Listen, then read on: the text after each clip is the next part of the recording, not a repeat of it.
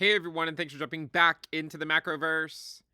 Today, we're going to talk about the most recent CPI report, and we're going to discuss the implications for risk assets such as Bitcoin and the S&P 500. If you guys like the content, make sure you subscribe to the channel, give the video a thumbs up, and also check out the sale on Into the Cryptoverse Premium at intothecryptoverse.com. Let's go ahead and jump in. So we have actually quite a bit to talk about today. But why should today be any different than any other day? I feel like there are a lot of different potential outcomes that we could see. And I want to go through. First, we have to set the framework, right? We have to talk about inflation. Then we have to talk about prior times where inflation looks something like this, and then talk about those outcomes and then how they actually achieve or the path they actually took. And you're probably going to be looking at some of these analogs and you're like, well, that looks really similar, right? It looks really similar. But there's one thing I remind myself of constantly, and it's that if you go back and look at any prior business cycle and try to compare it to another cycle that came before it, they all look different, right? It's not like there's a single business cycle where you can see, oh, yeah, that played out exactly like this other one did. So while the analogs might look similar, it's important to remember that they will not play out the exact same way, right? No business cycle is precisely like another one. The timing is different. The pullbacks are different. The moves higher are different. It's different.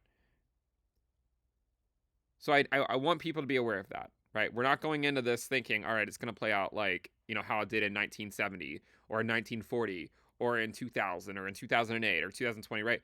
Everyone is going to have its own characteristics, because if it played out identically, then the market would sort of learn that and the market would adapt to it. And then, of course, that would change the cycle in and of itself. But let's talk about inflation. Let's talk about what it looks like from previous business cycles. Let's talk about some potential paths we could see. The first thing, inflation came in at 3% headline. Technically speaking, it was 2.98. 2.98%. This is great, right? It's great. It means that the Federal Reserve could theoretically start cutting sometime late, a little bit later this year, right? Now, the thing that I should mention, if we pull up the CME watch tool thing, the market's calling for a rate cut in September. All right. Now, I'll be honest, back in June, if you remember, I was looking at alt Bitcoin pairs, right? Let's see, total 3 minus USD divided by Bitcoin. This one, we're looking at this. I was like, well, guys, kind of looks like alt Bitcoin pairs are breaking down, meaning that the Fed could cut in July, right? Because if you look at on the monthly candle, it was all the way down here at like 0.36. So I was like, all right, guys, potential that the Fed cuts in July if we get a weekly close below 0.4, or a monthly close below 0.4. Last cycle, once we had a monthly close by alt Bitcoin pairs, why am I talking about this? This is a CPI video. What the hell? How did this happen? But once we had a monthly close below the range low in 2019, the Fed cut the following month, right? The Fed cut the following month. So in June, when we saw it down here, I was like, all right, they might cut in July. But what ended up happening is in June, alt Bitcoin pairs rallied back up and they ended up closing at 0.4. So that's why my bias originally was to say, hey, a rate cut in July based on the fact that alt Bitcoin pairs are breaking down. Now I'm more compelled to say, all right, it might not actually be July, simply because alt Bitcoin pairs are still sitting at support, right? They're still sitting at 0.4, 0.41. My base case is that eventually they break, but that is something that has not yet played out, right? It has not yet played out. And so because of that, when you look at the watch tool, you can see that there's only about an 8% chance, 8 to 9% chance of a rate cut in July, despite the fact that inflation came in at 3%. Now, remember, Powell said they don't have to see inflation at 2%. They just need to see it on a durable path to 2%. A durable path to 2%. Now, is this a durable path to 2% is the question, right? Is a 3% print a durable path to 2%. And I don't know that it is. And I don't really think that Powell thinks it is just yet either. Because again, if they thought it was enough, then I imagine the market, especially considering this is only, about 2.5 weeks away, the market would not be assigning a 91% chance of no rate cut at the July meeting if Powell thought that this was enough evidence for a rate cut. And unfortunately, we're not going to be getting that many more data points between now and then. We might get some maybe some PCE stuff, but we're not going to be getting any more inflation prints, or at least no more headline inflation prints, no more, none of the core stuff that just came in today. We're not going to be getting any unemployment data between now and then. So you'd have to have something big happen for the Fed to cut in July. Again, it could happen. And last month, it would have been my base case that they cut in July. But right now, my base case is that it actually might be delayed until September. I don't really have a strong conviction either way. I don't really think it matters whether it's July or September. The sort of the effects in the market, whether it starts in August, because this is really the last day of July, right? Whether it starts in August or September isn't really that big of a deal, but it is something to be aware of. So when you look at inflation and you're like, well, that's below 3%. I mean, that's 2.98%, or that's 3%. That's good, right? Like, that's a good thing, and it's actually the lowest number we've had in this entire move up by inflation. So long story short, inflation coming in at around 3% is good news. I mean, this is ultimately what we want to see, right? We want to see inflation start to go back down so that everything's just not going up in price so quickly. The question is it enough to justify a rate cut? Is it enough? Okay. Now, on one hand of the spectrum, you have people that have been screaming for rate cuts since 2022 began. The people that thought we'd never even get to 3.5%, all they ever talk about are rate cuts. Then you have the other people that say we're going to have another rate hike. I don't think we're going to have another rate hike. I also think it was obvious that the Fed was going to have to go, to well over 5%. It had to get above inflation. And remember, back then, inflation was a lot higher than it is today. It was back, at one point it was at like 9% or so. So when you look at this, I think you have to look at the context of history. Now, there's 3 different scenarios you have to talk about: soft landing, hard landing. Well, I guess those are the 2. I mean, there's theoretically the no landing scenario, but I'm not really a believer in the no landing scenario, right? At some point, it's either I guess it depends on what we're talking about. If you're talking about the market, I'm talking about either a hard landing or a soft landing. If you're talking about inflation, then you could have a no landing where you really don't go below 3% in any durable fashion, and then it just takes back off. So when is the last time that we saw a wave of inflation where it came back down to 3%? Well, look no further than 1972. Okay? Now, let's look to see it was this drop here. Started in 1969, 1970. But you will see that inflation dropped, and it dropped to 2.96% in June of 1972. Now, we just got the data point for June of 2024 at 2.98%. Again, over here, when it had this drop, it dropped to 2.96%. And then the following month, it was still at 2.96% in July. And then the following month, it was at 2.95%. Now, do you see what happened in that outcome? What happened? Inflation started to go back up. You see that?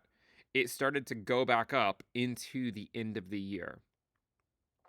I know there's a lot of us here thinking there's no way there could be a second round of inflation, and I hope there is not.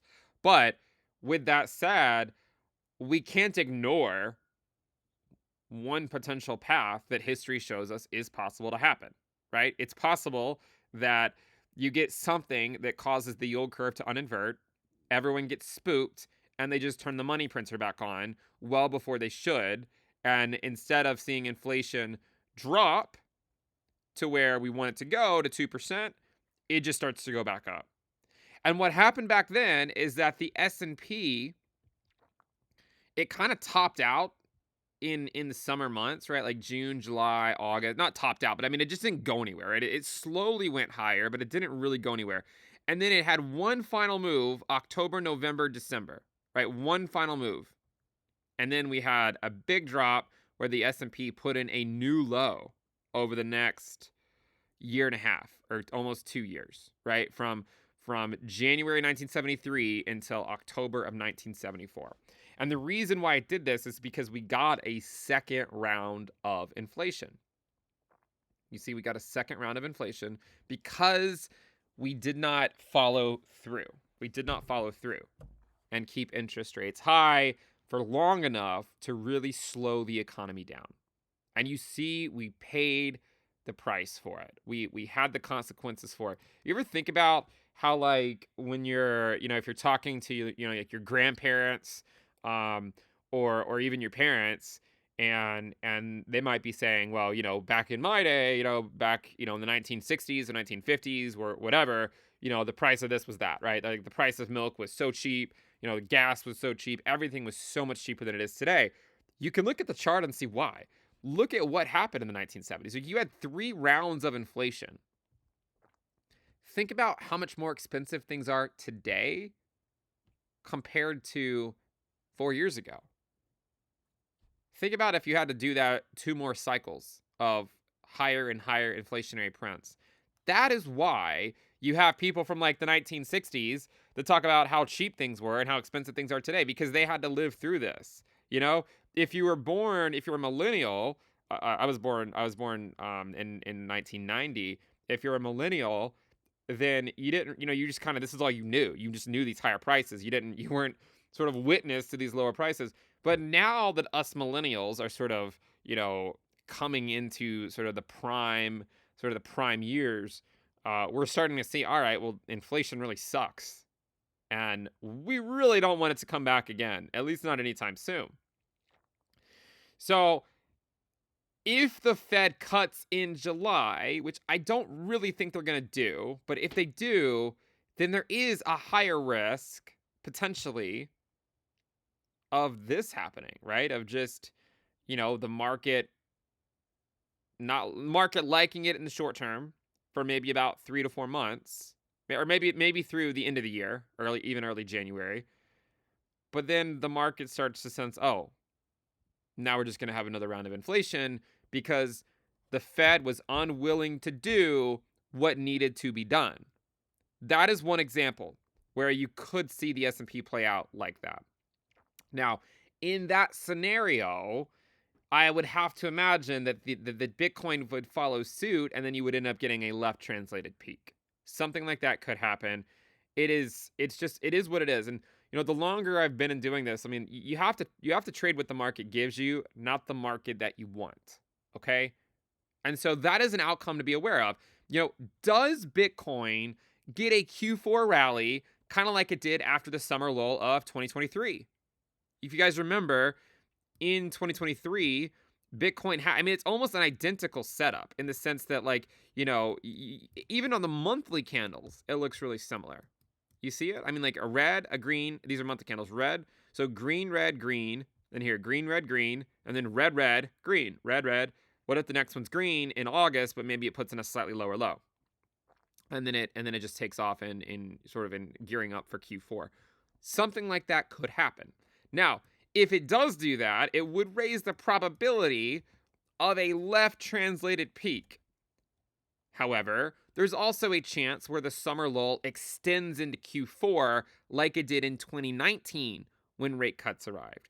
If it does that like what it did in 2019 when rate cuts arrived, you could argue that you'll just get a normal cycle where, the market cools off for, 6 months or so. Maybe you get some spike down on an uninverted yield curve or something. And then the Fed just prints money. And then you just, you have a really good 2025, and the market peaks when it always does in Q4 of the post-halving year. I think there is a case to be made, right, that could still theoretically happen. A lot of it depends on what happens in Q4. What happens in Q4. And that might be dependent, well, it probably would be dependent on what the Federal Reserve does. Do they look at this inflation data and say, this is enough for us to cut in July? Or do they say, no, we're going to have to wait until September? Everything that I've heard Powell say so far has made me think they are waiting until September. Okay, that is my interpretation of the market right now. Even though last month I said when all Bitcoin pairs were at like 0.37, I said they could cut in July, but we saw alt Bitcoin pairs rally back up, and they haven't seen that monthly close below 0.4, right? They just haven't seen it yet. And so because of that, you have to wonder, does the Fed kick the can down the road? Now remember, last cycle, alt Bitcoin pairs entered final capitulation a month before the Fed cut rates. And with inflation coming in at 2.9%, if they don't cut rates in July, I feel like they're going to be very hard pressed to do it in September. Right now, 86% chance of a rate cut in September.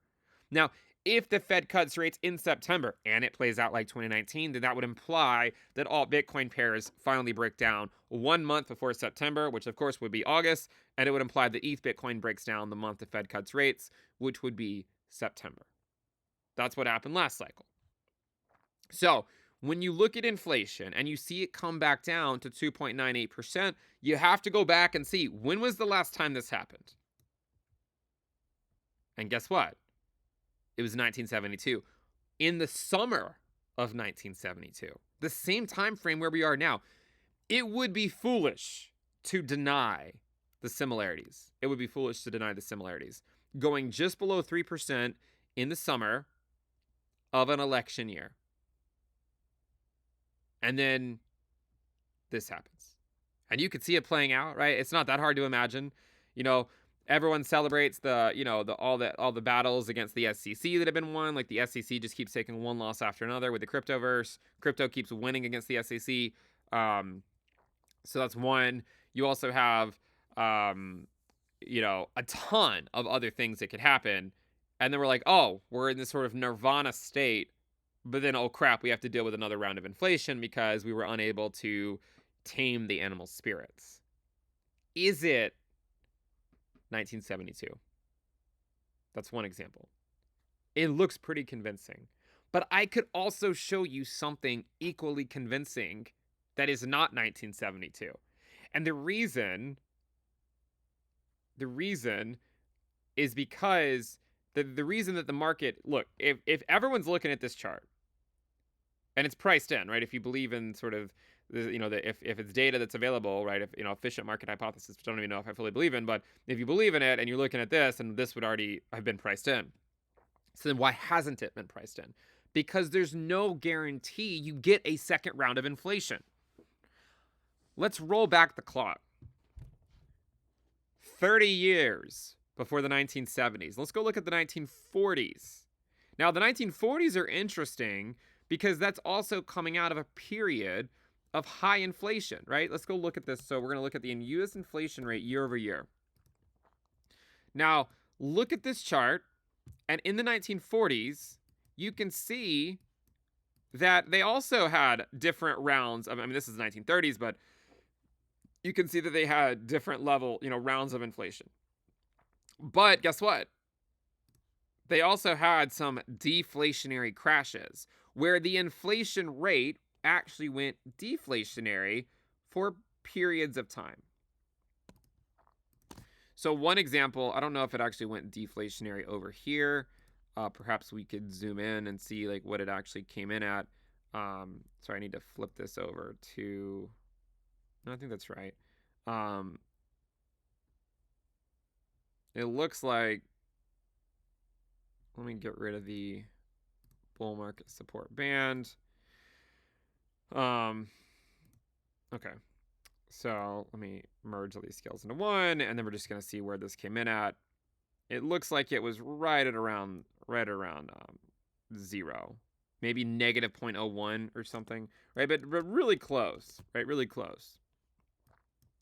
So you look at that, and you're like, well, we did get another round of inflation, but it wasn't for like a couple more years, right? Like inflation came down and it went to 0, right? Like it's not like it didn't just stall out at 3%, which is where we are now, right? If you look at this, like you can see that it sort of stalled out at around 3% in January of 1944, which was an election year.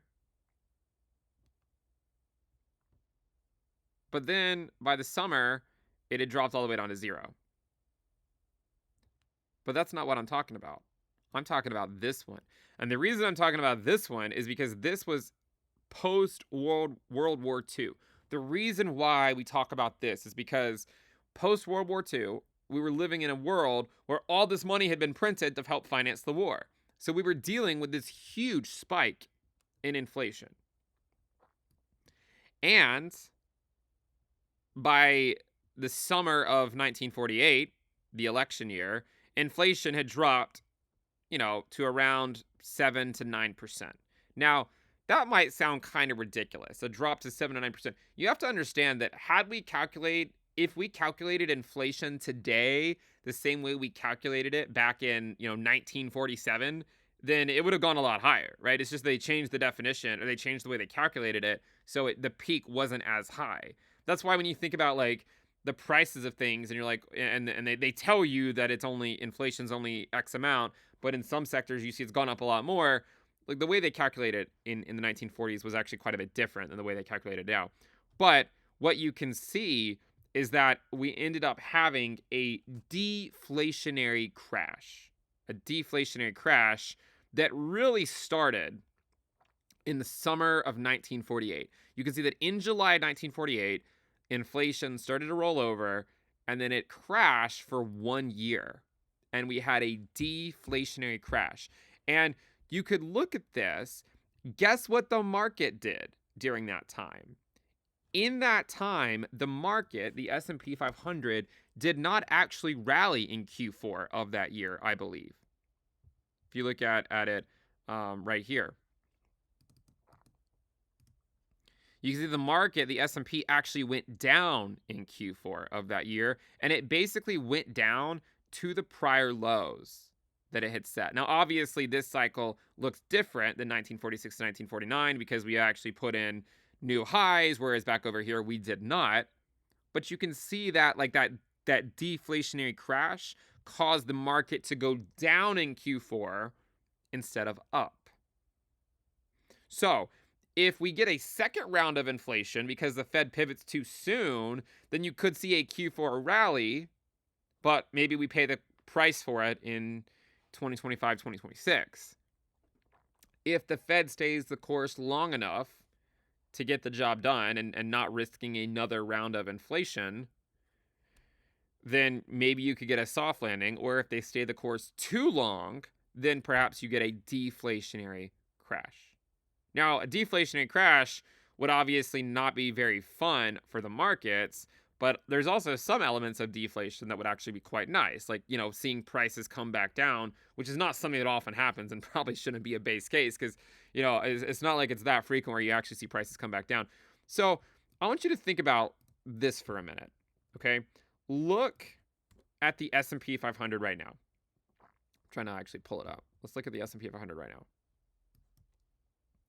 All right, where is it? Where did it just rally to? From this high, it just rallied to the 1.618 fib extension. You see that? Now, go look at 1972. Go look at 1972.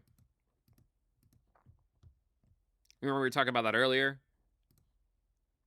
This one, starting from 1968. Sorry, I clicked on the wrong thing.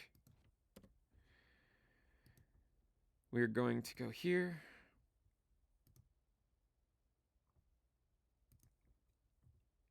It did not make it to the 1.618, right? You see that? It did not make it there. And you could argue one of the reasons was because we had a second round of inflation. If you go the cycle before that, it topped precisely at the 1.618 before we had another drawdown. At the 1.618. We put in a new high, and then we ultimately put in a new low. But it actually topped out in Q4. So then where are we now? Well, again, we're already at the 1.618. That doesn't mean it has to be the top, right? It might not be. In fact, if you look at the dot-com crash from the 1998 peak, right? So from this first peak to the drawdown, you can see that we went up to the 1.618. We got rejected, and we put in a low in October, kind of like what we did last year. And then we got another rally up higher into the following year. And then the market sold off. See that? The market then sold off. Now, I don't know if that's what's going to play out. I could find similarities for it, for sure. In fact, some of the similarities for it, suggesting that, maybe you get a 10% pullback off the 1.618 followed by a Q4 rally into early next year. Some of the pieces of evidence for that will be to go look at year-to-date returns. Look at year-to-date returns of NVIDIA. And I want you to compare it. We're going to compare it to last year. Look at NVIDIA this year and compared to last year. It's almost identical, in fact. It's almost identical. But because NVIDIA sort of stalled out in the summer, that's one of the reasons why we saw the S&P drop last year, because one of the main reasons the market was going up to begin with was because NVIDIA was lifting it up. But the minute NVIDIA stopped lifting it up, then the stock market ultimately sold off. And that's why if you go back over to the index, the S&P 500, and you look at what happened in 2023 compared to 2024, you can see in 2023 when NVIDIA stopped going up, like up only, that's when the S&P 500 sold off. Because the only reason the market was going up to begin with basically was because of the Magnificent Seven. I'm sure you've heard a lot of people talk about, the advanced decline index, like the top 100 in the advanced decline index, and why, this market is being led by only fewer and fewer names. Is because tighter and tighter monetary policy. People are nervous about putting their money in high risk assets. They put in lower risk assets. Only those names lead.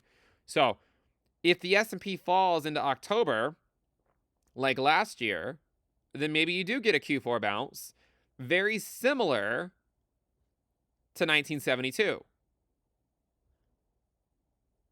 Again, getting a bounce out of October into sort of the end of the year. Same thing happened in the dot-com crash, like a bounce of October into the following year, right? Where the market ultimately topped out in March. There's also some other similarities that I think are a little bit dubious, but I want to at least bring them up. If you look at the launch of the QQQ in 1999, it launched in March and then it topped 1 year later.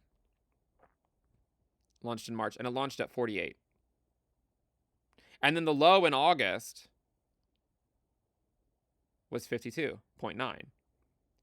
48, 52.9. Now, if you think about Bitcoin, remember, the spot ETF launched right here, and it hit a high of 48K. And in August, if it does sweep this low, it could go slightly below 53, which would be that 52K level, 52.9K or something. That's if it plays out like it played out back then. It's dubious. It's not an exact match either, because Bitcoin already went up to 73K. And if you look at it, if you look at something like the QQQ, if you pull up the QQQ, back then, when it had that move, it did not make it to 73 until November, right? So Bitcoin's ETF was already a more explosive launch. So you could argue two things. You could argue, well, because it had a more explosive launch, maybe it has a deeper pullback, kind of like 2019. Or you could argue because it had a more explosive launch, maybe it goes up even higher. But again, in the QQQ case, what ended up happening was it launched in March of 1999, and then it topped in March 2000 at 120. And then it dropped back down to 19. I do not hope, I hope that this is not the path that Bitcoin takes, because it would be a very brutal path. Not because of it dropping, but because of how long the QQQ ended up spending at these lower levels, right? All the way back down here between 19 and, 54, and then coming back down to 25. I mean, this is like 8 years later, right? I mean, you're spending like a decade at those lower prices. I don't imagine anyone wants that, honestly. But it's something to be aware of, right? It is something to be aware of. And I'm just trying to find all the similarities. And one thing I want to mention as it relates to 1972 and 1948 is that one thing to consider is that in 1948, a lot of times the market goes up when an incumbent is running leading up to the presidential election. If it's an open field, the market usually goes down into the election, kind of like going down into October. There's been some charts circulating on Twitter. I don't have it up right now, but I'm sure you could find one. And so one thing to consider about these markets is that maybe you see something play out for one market today that was a different market back then. The only thing I want to mention again about the 1946 to 1948 move here is, does it look at all like any of the markets we're looking at today? Does it? And it sort of does, but not for the S&P. I mean, the S&P does not look like this, does it? Right? The S&P's put in new highs. Bitcoin doesn't look like this. Bitcoin's put in new highs. But if you overlay this chart, if you take this chart right here, switch this to a log scale. But if you take this and you overlay it, not with Bitcoin, not with the S&P, but with the altcoin market, what do you get? What do you get? You get something that looks similar. And there are some similarities to this. It's just that they're taking place basically like, a century apart, where you have something that looks like that. Now, I have been on the record saying many, many times that it is possible to get a new low for altcoins, even if Bitcoin doesn't. That should not be a controversial opinion.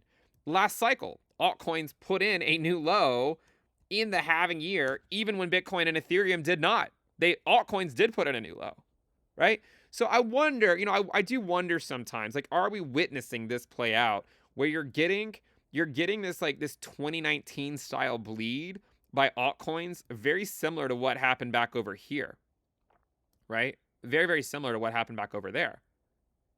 And so for this to play out in a way that does not mimic what the QQQ did in the dot-com crash, is to have the summer lull extend beyond the summer. Have it extend through December, like it did in 2019. Okay? If it does that, then it allows the market to digest the move more. It could mean lower prices, even for Bitcoin, right? But it would allow the market to sort of digest this a little bit longer, right? And again, the reason why I say you have to be careful with alts is because, I mean, look, if Bitcoin were to go to like even sub 50K, a lot of alts are going to be putting in new lows. The reason I say that is because a lot of them are already near their lows. So you have to be careful with that.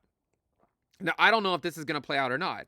It's a risk. It's a risk, though, right? There's a risk of it happening. The way this happens, though, is if the Fed stays the course long enough to cause a deflationary scare over another inflationary scare in the short term. Because if they pivot too soon and inflation just starts to pick back up, it's likely going to take some time, meaning instead you're going to, you could get a Q4 rally, right? Because the market's just going to say, all right, well, they're just going to turn the money printer back on. It's just going to be all systems go in Q4, and we'll deal with inflation next year, assuming it starts to rear its ugly head again. But if the Fed pushes back and says, you know what? We're still not going to pivot in July, despite the fact that inflation is down to 3%. We're still not going to pivot. The longer they say that, the more you risk a 1948 scenario where the market actually goes down into Q4 as opposed to up. So I want everyone to be aware of that. So you have this 1970 style scenario where it could just hold support at 3%. And if the Fed pivots too soon and we turn the money printer back on, then, next year is probably going to suck in terms of inflation, because then you're just going to have to deal with another round of inflation. And this is what happened in the 1980s where, they experienced all these waves of inflation, and then Volcker finally said, all right, enough is enough. We're going to do what we need to do until inflation is actually under control. And they did that. And then you look back on this decade and the market basically went nowhere for 10 years. Now, there definitely were moves higher, right? It definitely moves higher. And again, if you look at the S&P 500, if you go look at it, this is a move to the 1.618, right? I mean, it was a big move up from the high. if you take a price move from the 2021 high to where it is today, I mean, it's gone up 17%. That's a big move higher. If you look at the 1970s, you look at the 1970s from 1966 to 1969 or 1968, that was a 16% move up, right? Again, about a similar move. And then from that peak to the next one, it was about an 11% move up. So even in inflationary cycles, like you can still see slightly higher highs by the S&P 500, but we also saw lower lows as well. So I think it's too early. So when you look at inflation and you're like, well, if in 1972 we saw it bottom at 3% and then we saw the market rally in Q4 and we also saw QQQ launch and we know it topped 1 year later and then we had the dot-com crash, like why doesn't that just happen again where Bitcoin tops in January 1 year after the spot ETF launched? That's possible, guys. It's possible. You should be prepared for that outcome. I have said be Bitcoin heavy over altcoin heavy for the last like 3 years in case Bitcoin just goes parabolic like this and you want exposure to the cryptoverse. That's what I've done. Bitcoin heavy over altcoin heavy. And I don't apologize for it. That's my view. And I have my reasons for it. So how do you avoid that, right? How do you avoid that? How do you get a situation where instead of it just rallying in Q4 and then inflation coming back and all that stuff, how do you avoid it? How do you avoid it? And how do you get a normal cycle top in, say, Q4 of the post-halving year? Well, the way you get it, I guess, is to have a 2019 style lull. And there's evidence for it, right? There's evidence for it for sure.